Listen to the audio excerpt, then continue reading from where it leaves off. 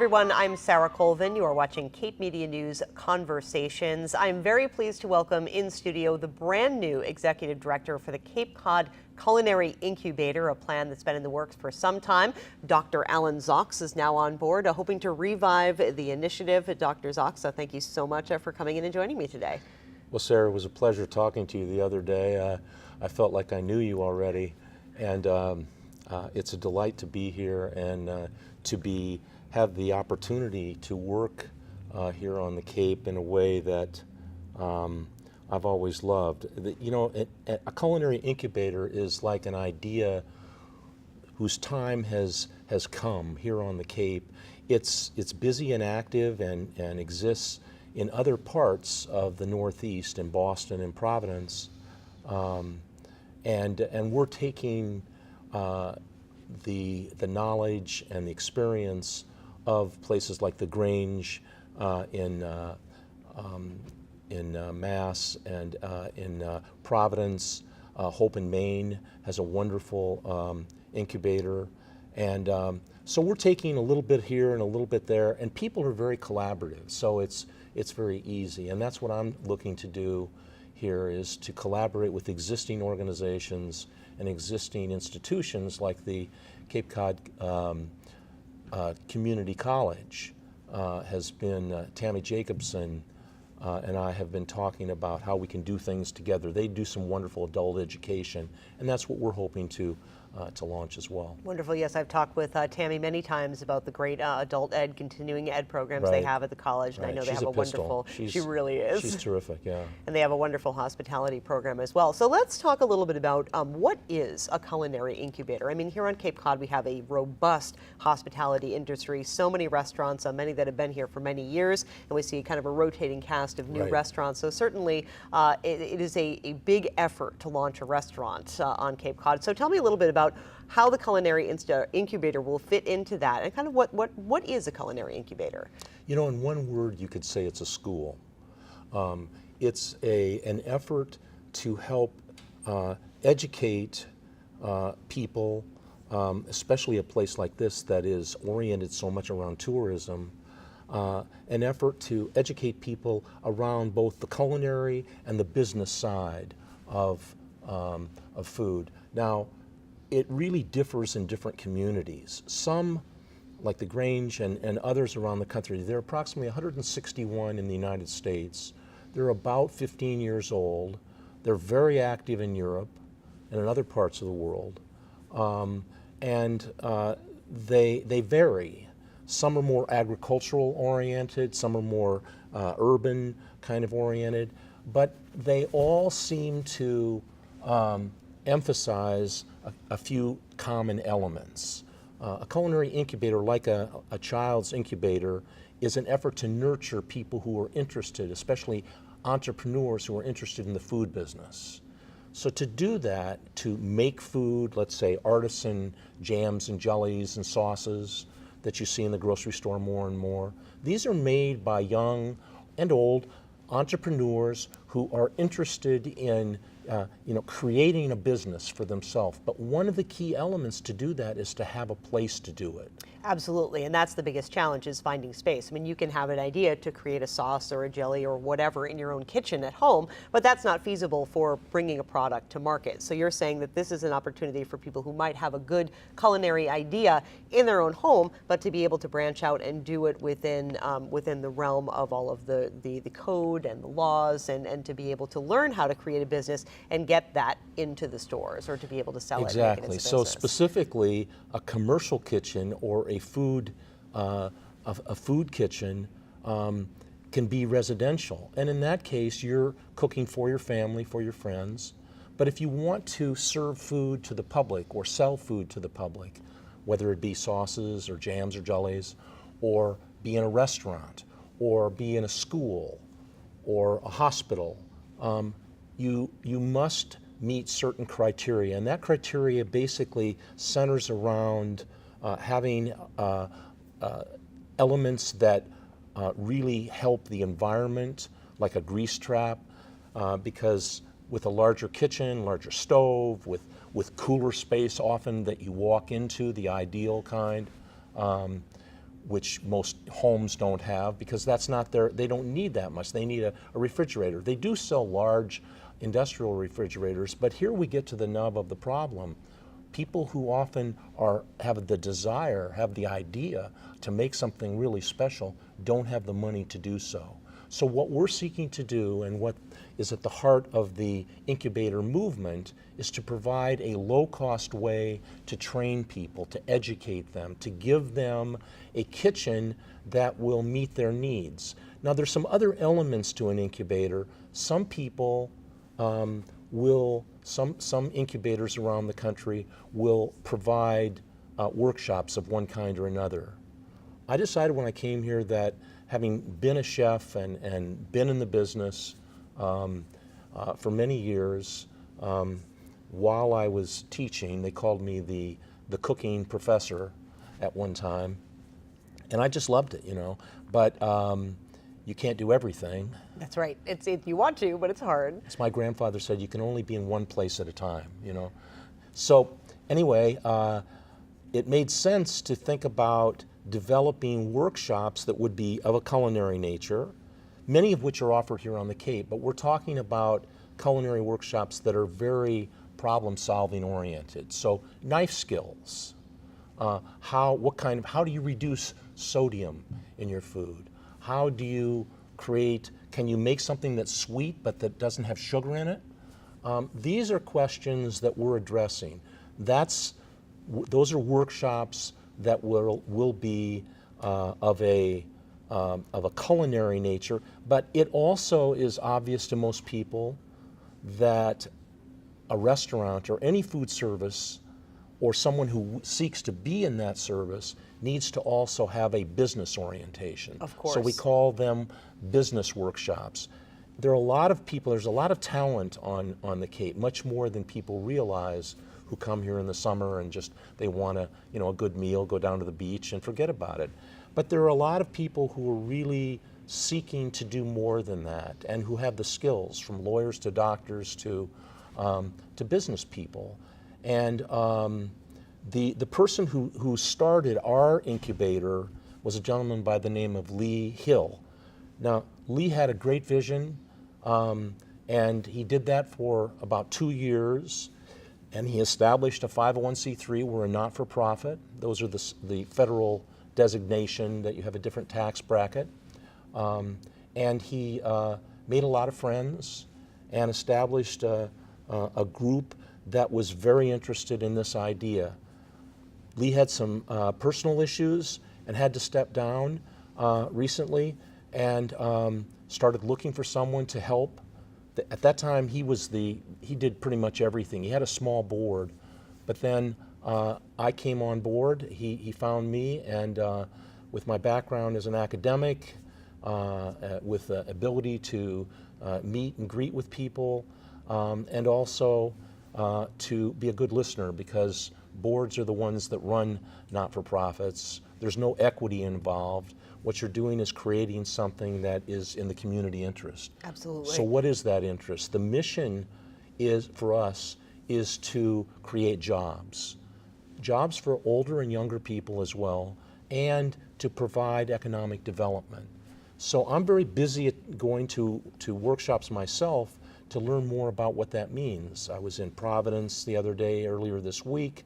I'll be going up to Boston to see some examples of this kind of work. And there aren't many that look at the business side of it, because most people, their concept is, we'll put the sauce in the bottle and put a label on it and go to town. But there's more to it than that, obviously. And so our desire is to help people to do that, and that will be our mission. So let's talk a little bit about you for a moment and your journey. You've mentioned you're an academic, you were a professor for a long time. Tell me a little bit about your journey with food and how that brought you here to Cape Cod. I grew up in an arts family. We didn't have a restaurant, but we were very active in gardening, very active in, it was a big family from Europe.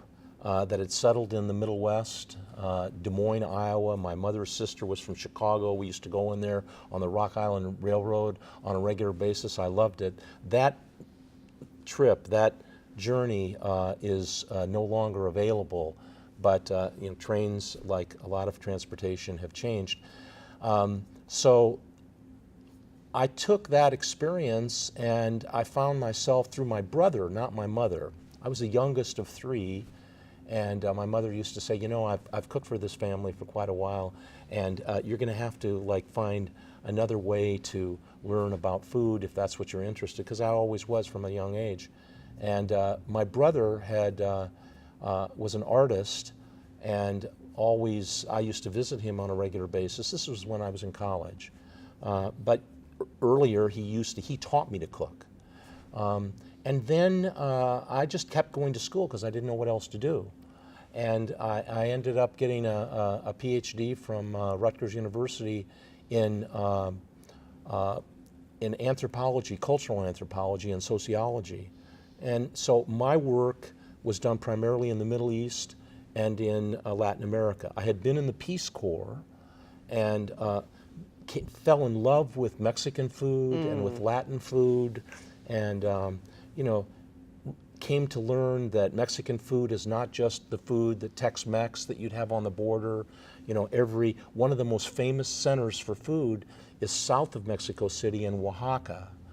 My sons, for my birthday a few years ago, took me to Oaxaca. Oaxaca is a fabulous Aztec city.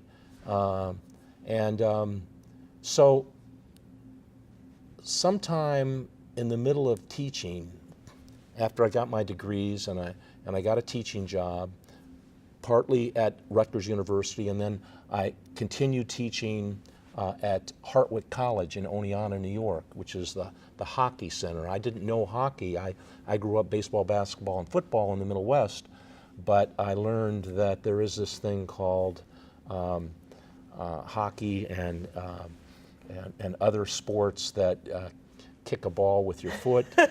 and so I learned from my students. Well, I have to be perfectly honest. I not only learned from my students, but I would attend their practices, started going to their games, became their biggest booster. And so that then led me to begin to hold these lunches for my students. That's how I got the nickname, the Cooking Professor. So one thing led to another, and sometime after teaching for several years, I decided that I wanted to go to cooking school.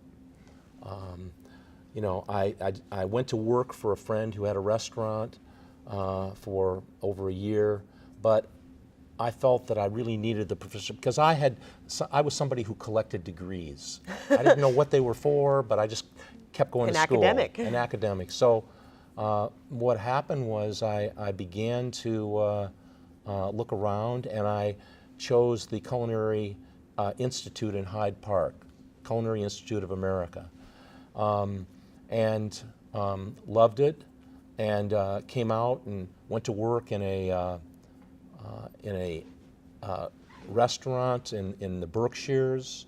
The Culinary Institute is in Hyde Park, which is just above New York City, and it's near the Berkshires. Sure. Lots of good restaurants. People go over there when it's warm usually. And so anyway, my experience with my experience cooking for a restaurant, usually you get an internship. Oh, and I should also add that I came to where I am today in part because I ran the internship program at Hartwick College in the social science department while I was also teaching. I just loved doing that and helping find locations. And we are looking for an intern right now for the incubator, for the Culinary Incubator here on the Cape. And I hope that that's something that we can actually formalize as well. Sure. So one thing led to another, and I had a restaurant here on the Cape for about a year and a half, and decided that this was something that met my fancy a little bit more, And here I am, and it's been only less than 2 months. Wonderful. So what's next for the Culinary Incubator? I know there's an open house coming up at a fantastic new coffee shop in our neighborhood here in Dennisport, Three Fins, or in West Dennis, I believe that's Right, where it is. So right. tell me a little bit about the open house and when that's taking place. Right. We've scheduled, we're trying to kickstart the incubator, our incubator. And so the first thing we're going to do is we're going to have an open house.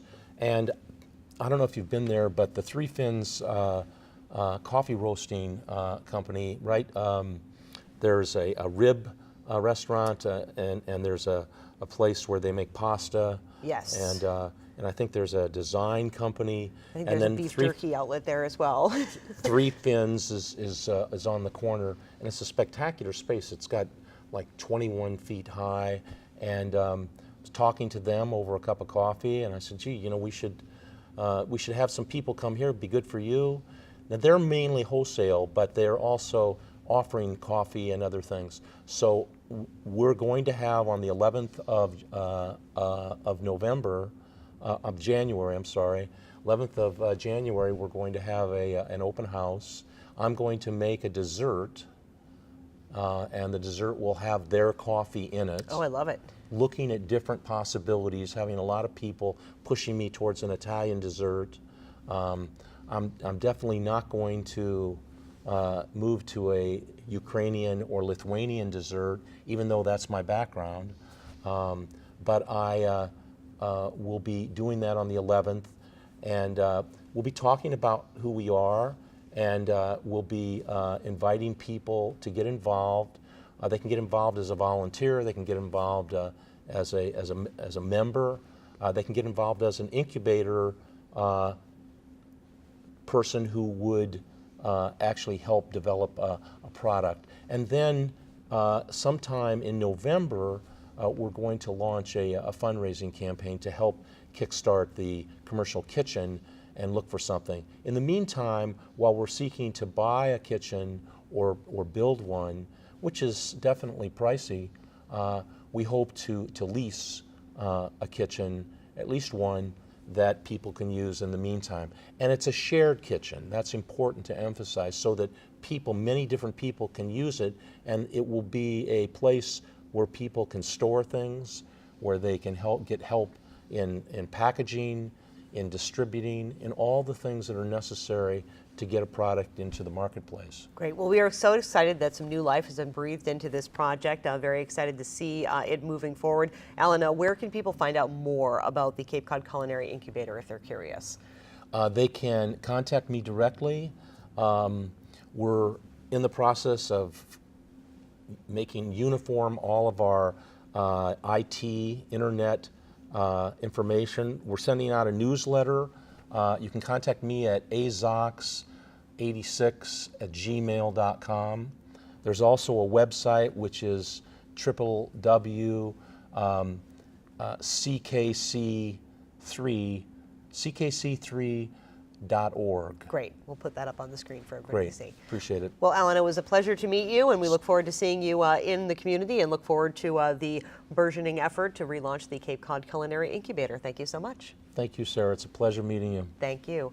Dr. Alan Zox, my guest today, the new Executive Director of the Cape Cod Culinary Incubator. For Cape Media News Conversations, I'm Sarah Colvin.